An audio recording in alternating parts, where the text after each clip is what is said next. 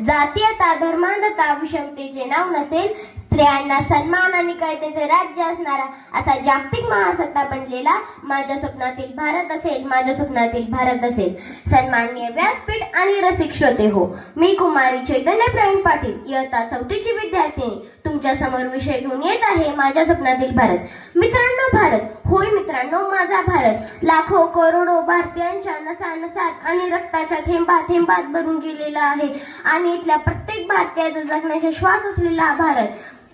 मित्र हो, भारत ही केवळ भूमी नाही तर संस्कृती, इतिहास, पराक्रम आणि कर्तृत्व याचा एक अद्भुत वारसा आहे. पण माझ्या मनातील भारत हा केवळ भूतकाळाचा गौरव नाही तर भविष्यात घडवण्याचे स्वप्न आहे. स्वच्छ रस्ते, हिरवीगार शेत, ज्ञानाची गंगा घराघरात, एकतेचा झेंडा उंचवलेला भारत माझ्या स्वप्नातला, भारत माझ्या स्वप्नातला, माझ्या स्वप्नातील भारत. होय मित्रांनो, माझ्या स्वप्नातील भारत कसा असावा?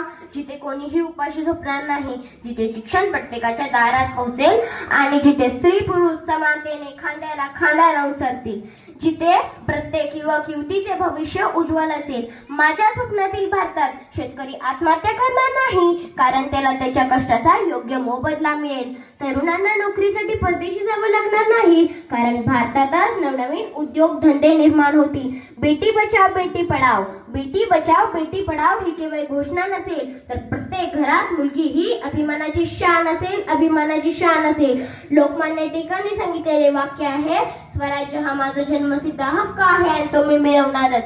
आज त्याच प्रेरणेने म्हणूया सुंदर